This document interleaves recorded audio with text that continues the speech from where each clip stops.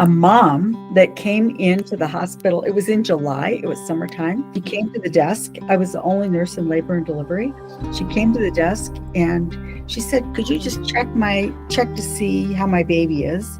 She said, we've come from Billings and the baby, I haven't felt the baby move since we left Billings this morning. And I said, oh, okay, I'll be glad to. She's adorable. We sit down. She lays down on the bed. I cover her up, pull up her sheet and pull up her blouse, and she has got just an abdomen that's road mapped with stretch marks and she's had lots of pregnancies. And so I start listening because she's real anxious to hear her baby's heartbeat. So I start listening, put on the Doppler, and at 38 weeks, you find a heartbeat the minute. Wherever you put the monitor on, you're going to hear the heartbeat. She just lays there as I slowly slide that monitor around, top to her abdomen, bottom, side to side, and she just looks up and she's just going, oh God, no, please, no. And I just say, let me call the doctor. He'll want to do an ultrasound. And as I leave, she is just looking at the spotlight in the ceiling and she's just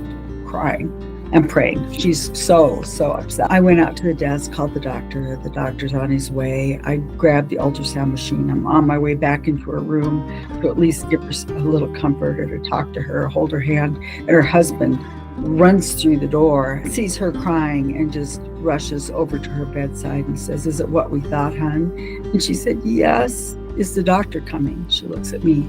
I said, he's on his way. Well, the doctor arrives just a few minutes later, puts on the ultrasound machine, starts to scan, and just takes a deep breath and says, I want to show you this is your baby's heart. Stop beating. And so they look at the monitor, and then this primal cry that all mothers when their baby dies, that it just fills a room, and it's terrifying and awful.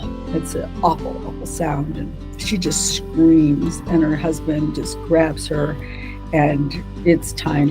The doctor and I just walk out of the room, and the doctor says, we're going to give you a few minutes, and we let them just talk and cry. And a few minutes later, I took in some ice water for her to drink and some juice for him, and said, whenever you're ready, the doctor would like to come and talk with you. And Bo says, we're ready. We can talk now. And they're both laying on the bed, just clutching each other like a stone column. They're just hugging and clutching to each other. I go out, and the doctor comes in and says to them, well, you can certainly continue to travel if you want.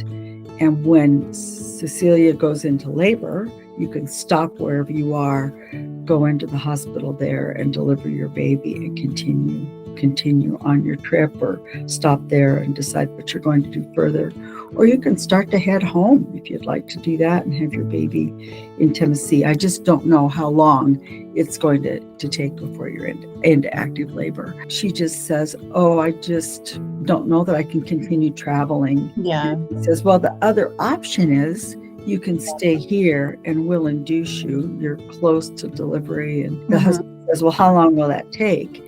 And the doctor says, well, you've had other babies before. How many children have you had? And she said, we have 4 daughters, and this is our son. And she said, so I think we'd like to stay here and deliver him here, and then we can go on and finish our trip, because the kids have been looking forward to this trip for a whole year. As a matter of fact, we asked our doctor if we could go on a trip, and he didn't recommend it. So was there anything that I did for so long that caused Bubba to die? I want you to hear me really clearly. No, there's nothing you did that caused this baby to die. If you would have delivered at home or stayed home, this would have been the same outcome. Now, maybe after delivery, we'll find out why your baby died. But right now, we don't know. Yeah. And sometimes even after delivery, we don't know. We'll take a look and see if we can figure it out. Then said, I'll let you two decide what you want to do, and then we'll give you some time and space to talk, and then turn on your light when you're ready to let us know. So we go out to the desk, and the doctor starts documenting, starts writing, and I get lost in my thoughts thinking, I wonder why. Sometimes things just happen like that. You have 3 or 4, and I'd been the nurse for some of them. So it's kind of emotionally a challenge for me because I feel so broken, so sad and so broken for these parents. Anyway, pretty soon I'm so lost in my thought. The next thing I know, the doctor taps me on the shoulder, says, Susan, it's time to go in. They're like, they just turned on their call light. So we went in, and Bo said, we decided we want to stay here and have our baby, but we have a few questions for you first. And one of those is, how long do you think it'll take? And he said, I think maybe 12 hours, maybe 24 hours. I don't think it'll take a really long time. And then Bo says, and can you help us find a babysitter for our children? And he said, oh my gosh, they're still in the car. I've got to go get the kids out of the car. And I said, I can help you with that. Do you have any more questions for the doctor? Because he'll write orders, and then we can get this show on the road for you. Yeah. And they said, no, we don't have any more questions for the doctor. And the doctor then left, and I talked to them about babysitting, baby care. I said, how old are your children? And Bo said, well, they're 2 to 15. They're all potty trained. That's awesome. Good. 2 to 12. I can't remember exactly how old the kids were, but Bo said, I'm going to run out and get them from the car. And I continued to say that our chaplain at the hospital was really good at finding people to babysit kids in an emergency. Cecilia was really happy about that. And I just started getting the IV going, and I started the Pitocin to get her labor to start help get her into labor. And I was documenting while I could hear the drips dripping into and all of a sudden the door opens up, and 4 beautiful little girls came running into the little one is 2, and she runs to her mom and jumps up on the bed, and her mom just snuggles her close, and it's like they hadn't seen each other for years. It was the sweetest. And the other girls come in and line up, by their mom's bed, and Dad sits down beside her on the bed, and he puts his hand on her leg, and Cecilia says, girls, we're going to deliver our baby here. And they said, oh, our baby's going to be born. And they said, yes, yeah, he's going to be born, but he's not alive. He's died. And the girls start crying, especially the girl who's 15. She says, oh, Mom, what happened? And she said, we don't know. And then we'll continue our trip, and we'll go to Disneyland. We're still going to have a really good trip. And the Bo sits down, and he hands the girls all tissues, or he's sitting and he has tissues to all the girls while they're crying. And the oldest daughter, who's 15 and a lot like you, she said, Mom, what can we do? What can we do? How can we help? How can we help you? Because the mom, they could see that she was sad too. And she was very, very quiet for a minute. And then she said, you could sing me a song. Oh, geez. The Sound of Music moment. The girl said, yeah, we could do that. What do you want us to sing? And the mom said, well, why don't you start with How Great Thou Art? So she says, now, Missy, you jump down. You get off the bed and you stand there with your sisters.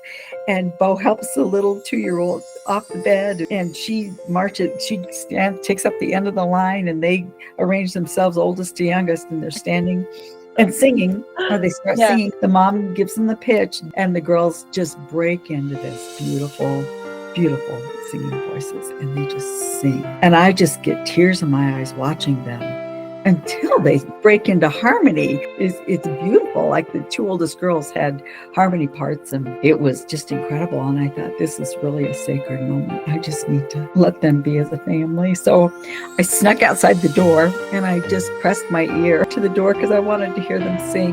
And I motioned for the other nurses that come in. We had another patient had come into another room, so another nurse was there, and I pulled her over, and I said, their baby just died. And so they're singing to their mom, and they all listened, and we all just kind of had a moment of crying there. And then after they were done, I went into the chaplain had arrived, and so they sang 4 or 5 songs, just singing songs of hope and praise and thanks. And I'm thinking, wow, such wonderful resilience in such a hard time for this little family. Chaplain came in, and he said, I'm going to take you girls to my house. My wife is making beds right now, and she's going to fix a nice dinner for you, and you're going to come home with me if that's okay. And the dad and mom said, yeah, that'd be wonderful. I said my goodbyes at the end of the day. She hadn't gotten into active labor yet, but they were really coping beautifully as a couple and thinking about what could have been or what would have been if this baby hadn't died, and thinking about having a son. And then the next morning, I come back to work, and my best friend, Adrienne, had been their delivery nurse during the night. And she said, I've already said my goodbyes to them, but they want to see you. Susan, they're looking forward to seeing you again. And the dad is going to be the pastor's coming in with the kids in a couple of hours. He'll be here by 10. So I went in the room and she showed me, she just immediately said, this is a heavyweight, be prepared. So he weighed 8 pounds, 13 ounces, a big, beautiful baby. But he was born with a knot, a true knot in his cord that was tied tightly.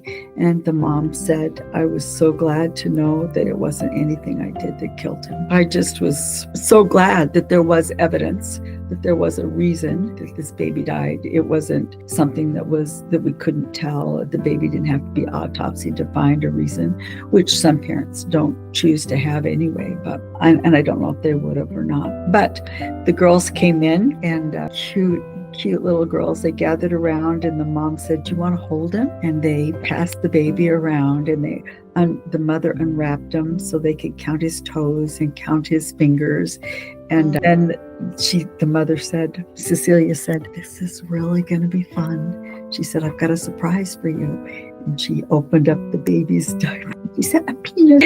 The oldest girl said, I was hoping I'd get to see what he looked. It was very, very, very bittersweet. They sang happy birthday. They named him Paul instead of Bubba. They said his name was Paul now, and they all said their goodbyes, and they wrapped the baby back up, and the mortician came to take the baby, and he was going to fly the baby home to Tennessee to their town, and he would be there when they got back from their trip. And then when they left the hospital, I walked her out later that day to go on her trip. And as we were walking, I said, Are you guys professional singers? Because you sing so beautifully.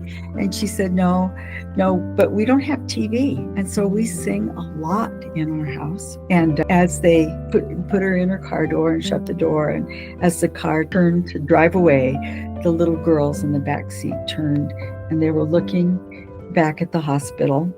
I was waiting, and they were looking at the hospital where they left their little brother. Good story. I told you the whole thing. Do women typically know when their child has passed away before they even can they sense? Do you think women can sense when they lose a child? I don't think at the moment of death, but the babies oftentimes, like a lot of people as they're dying, they will rally for one last big breath of air, or move, or get active, get up and do something, and then lay back down and pass away. So there's some literature that babies have there's a herald kick or something that's very strong before they pass away. And if we knew when that kick was coming, we'd get to the hospital. But we don't know. Babies, depending on how far how far a pregnancy is. So I think moms, once they don't feel the baby move, I don't think there's necessarily a premonition that a baby's dying or not doing well.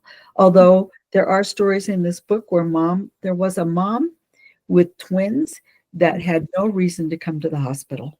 She had no reason at all. She just had a funny feeling, and she got to the hospital, and her baby's heart rate, both babies, their heart rates were in the 60s. And it was just a matter of, when we heard that, to get them into a C-section really fast. Baby had an APGAR of 1, a heartbeat, a very slow heartbeat. 10 is a perfect APGAR, but 1 is very poor. But the baby was resuscitated, and this mom, when I wrote the story and sent it to her, it was 1 baby, I'm sorry, not twins. This gal went on to college, has her master's degree, and has done was resuscitated and just did beautifully. But it was an intuition from a mom that got her to the hospital, and maybe the baby was just moving a little differently, or there was something about the pregnancy that made her think it's different than it was before, or different than it was yesterday. So we were lucky, really lucky on that one. I'm also thinking about her husband, because I think a lot of husbands would have been like, come on, there's nothing wrong. Like, this is just going to be a stop that's going to put us behind schedule. Yeah. You must have had a really, I think even sometimes when women are in labor and they think I need to go to the hospital, a husband will say, let me just do one more thing, or it's kind of it's an interesting thought. how did you, when you came home after seeing that dead baby, how did you recover mentally enough to like go back to work the next day? And do you just bounce back, or do you keep thinking about it every time you walk past that room? Or I guess I'm just curious. That's an interesting thought. How do you care for yourself? Well, two things. When I was in that delivery, when I heard that there was a true knot in the cord, I could have been Cecilia, because Eric had a true knot in his cord. Yeah. Eric's my brother. Yeah. So it made me think how blessed I was that I didn't have to go through the loss of a baby. Yeah. So you were feeling you were feeling grateful that this could have been you a decade earlier. Yep. And then you were about to say another feeling you were having. So every time a baby with a true knot in the cord is born, it just brings me back to the doctor saying to me, look at this. If this was any tighter, this would have been a dead baby. So that's a trigger. Me. Yeah. So I was, yes. And then I think as a nurse, you learn to compartmentalize. That's it. Compartmentalize. Yeah. Compartmentalize. So we go from occasionally, my manager was really good and she allowed me to have one patient.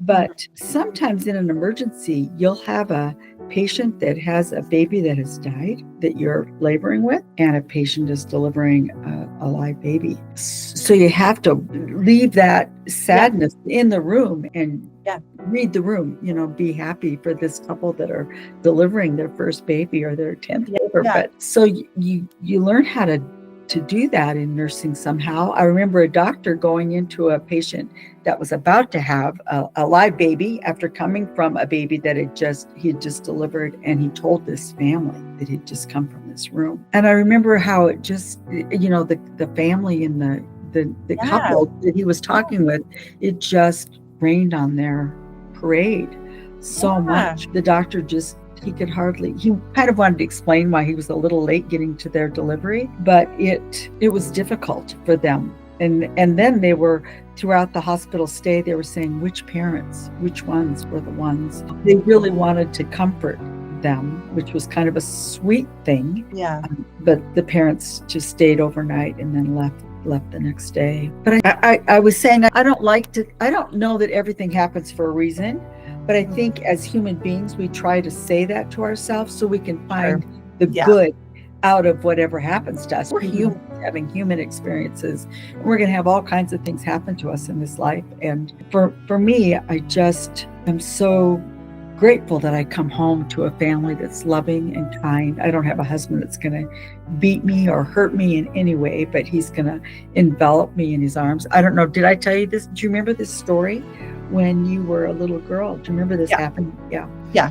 So I was able to tell my family. I just don't think we realized how cool your job was, how important your job was, or what you went through every single night. Yeah. Well, I guess maybe that's good. True. I don't think you can. It was a job it was a position. It was a joy to me. It was fun to go to work. I was tired sometimes, but it was really joyful, and it was a joy being at home with a mom. That was the hardest part. How do you do both things that you love equally well? And there was always push and shove, I'm sure. I slept and missed more than I wanted with my children. I wasn't getting paid with my children. I was getting paid, but not financially. It didn't pay enough for me to be a mom. So but it paid off in the long run to be a mom, for sure. If you fail, it feels bad for a lifetime, but if you have children that are successful and happy and well-adjusted and contribute to the world and communicate well, then life is a joy. And that's I've been blessed to see that with my children.